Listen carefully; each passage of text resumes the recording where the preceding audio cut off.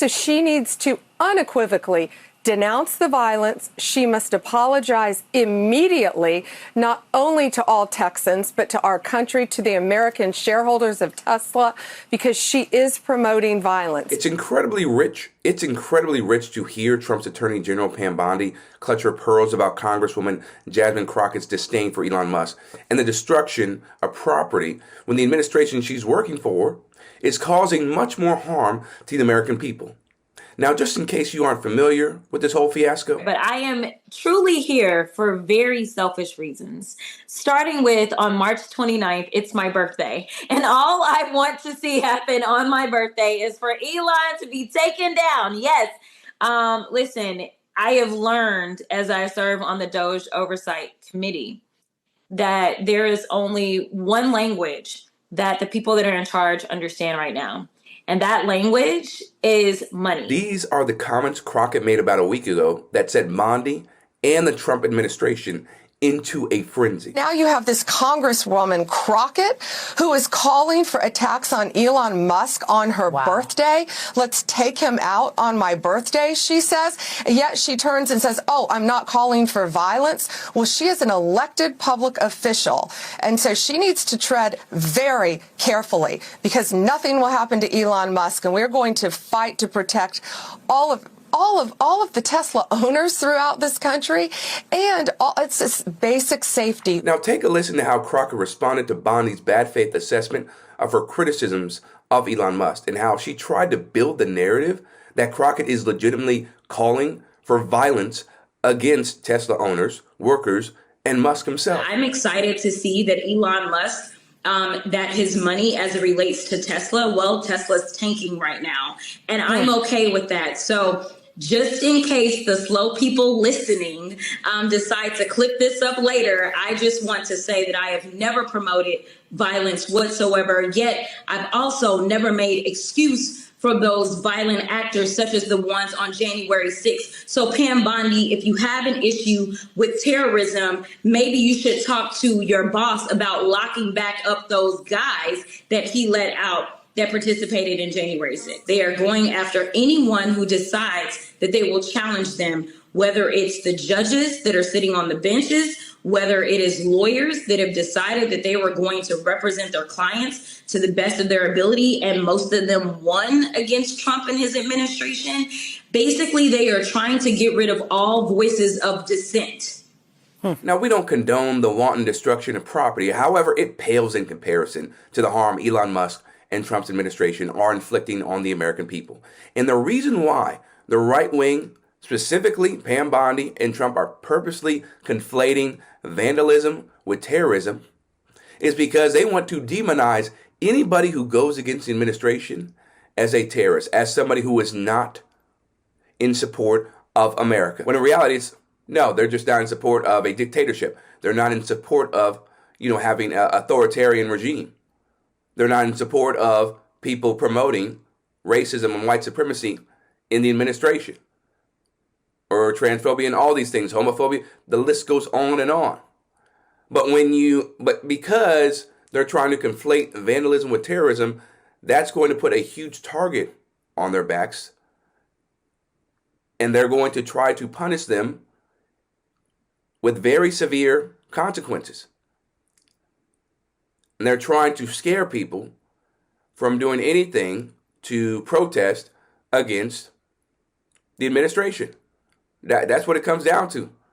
They want to make sure, oh yeah, you will be seen as a traitor to America, and we're going to try at least to get you to go to jail, or prison for these acts, and for a very long time. You said this morning 20 years in jail, and then maybe they'll go to one of these prisons in El Salvador. Do you think with the way that the judges have been issuing injunctions, it would be easier or harder to send these Tesla domestic terrorists to a jail in El Salvador than these MS-13 or Tren de Arrival guys? Well, I view these people as terrorists just like others. When I looked at those showrooms burning, and those cars, not one or two, like 7, 8, 10 burning, exploding all over the place. These are terrorists. You didn't have that on January 6th, I can tell you. These are terrorists, and that's an organized event. You know, take a look at their signs. Take a look. They're all made by the same sign company. A nice, expensive job. And if you've committed fraud, we're coming after you. Thank you, Elon, for that. On the violent crime level, thanks to President Trump's directive, we are seeking the death penalty again. So all of these horrible, violent criminals that you're hearing about around the country, they will face the death penalty federally within our country. And the drug dealers need to get out of here because we are coming after you. We're going to have 94 great U.S. attorneys around this country, and everyone will be prosecuted to the fullest extent of the law. Thank you. Thank you, President. It's at your directive. I couldn't have said that better. It's really appalling to see the obsession that Trump's administration has with cruel, punitive justice measures and posturing as tough on crime, while simultaneously having zero respect for the law and hostility towards anyone who has the gall, who has the nerve to question their authority. Like, how dare you insinuate we don't know what we're doing? How dare you say we're not for the American people and we're not trying to help the common American man and woman? And you see it every day where, okay, you view certain people as terrorists and bona fide criminals, but when it's people on your side that are committing crimes, you turn the other way. You make 1,000 excuses, right?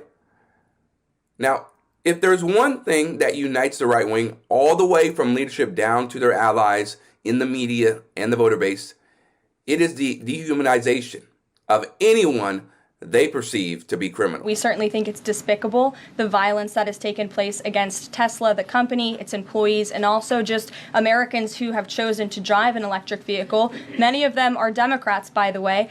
Democrats were big supporters of Tesla and of electric vehicles until Elon Musk decided to vote for Donald Trump. So we would like Democrats to also come out and condemn this heinous violence that we have seen. And I believe the Attorney General has said she's investigating these incidents as acts of domestic terrorism. Trump Press Secretary Karoline Leavitt said it loud and clear.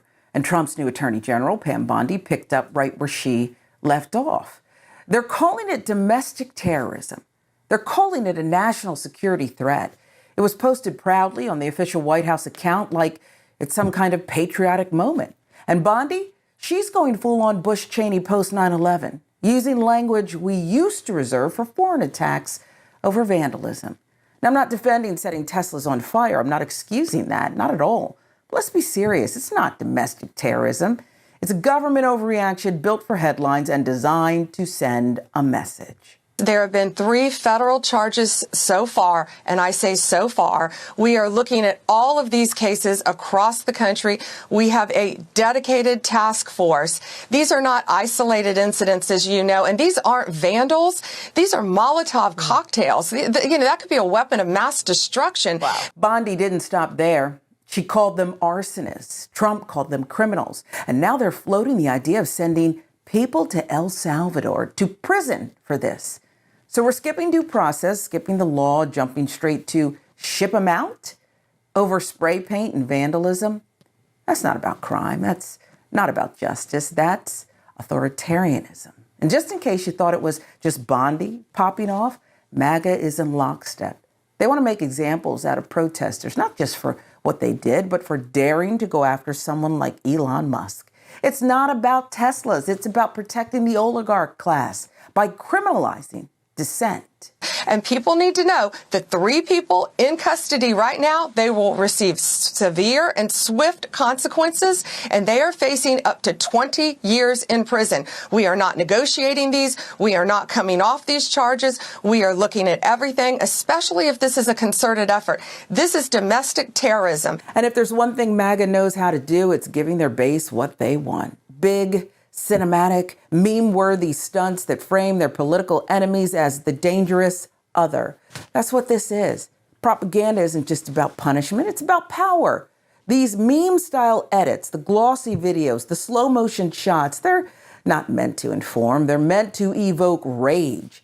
And once the base is locked in emotionally, it becomes that much easier to justify extreme measures. It's like watching an ad campaign for fascism, one 30-second post at a time. So if you're going to touch a Tesla, go to a dealership, do anything, you better watch out because we're coming after you. Wow. And Well, if you're funding this, we're coming after you. We're going to find out who you are. The days of committing crimes without consequence have ended. Let this be a warning. If you join this wave of domestic terrorism against Tesla properties, the Department of Justice will put you behind bars. Do you think with the way that the judges have been issuing injunctions, it would be easier or harder to send these Tesla domestic terrorists to a jail in El Salvador than these MS-13 or Tren de Arrival guys? Well, I view these people as terrorists just like others.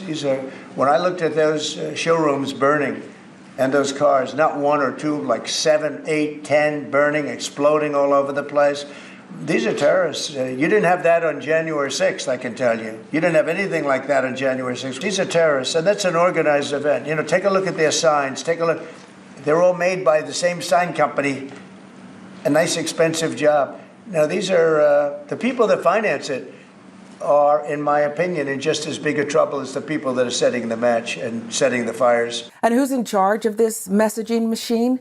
Look no further than people like Trump's new border czar, Tom Homan, the guy who helped design the family separation policy, and of course, Steve Bannon, who's practically drooling at the chance to bring back mass deportation.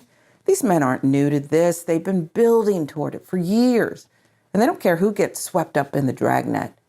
If you look like the wrong kind of person, if your skin tone or your accent or your zip code makes you a target, you're fair game. They're not trying to fix the system. They're trying to weaponize it. Do you think the Democrats are inciting this violence? Well, it sure seems that way, and I think Pam is right. If you do something wrong, if you're involved in firebombing these Teslas and going after these dealerships, there should be real consequences because that's a crime. That is wrong, and it sure looks like domestic terrorism to me as well, and I think the country appreciates that. I think the bigger takeaway for the American people is just how crazy the Democrats have become. I mean, I think this is really now a divide between crazy on the Democrat side, the left that controls their party, and common sense, as President Trump always says about Republicans. We're the party of common sense. I think everybody should just get over it and realize what's really going on here. This guy is an American hero. He's an incredible entrepreneur, great executional skills, and everybody burns his cars.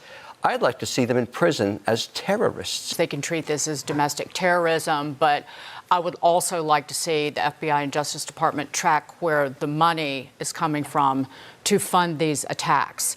And if they are coordinated in any way and funded from one or two large sources, you are potentially looking at RICO charges. It's horrible. It's beyond horrible what the left is doing. And at the end of the day, they're attacking all Americans, and this needs to end. And let's be honest about what that kind of dehumanization creates. When you tell people that immigrants are dangerous, that protesters are terrorists, that anyone stepping out of line is a threat to national security, it clears the runway for cruelty. You're no longer debating policy, you're creating villains. And that's why we're seeing things like migrants being abandoned in the desert or kicked off buses without food or water. That's why children are still being locked in facilities. It's all part of the same playbook. Strip away someone's humanity, and suddenly the unthinkable becomes acceptable.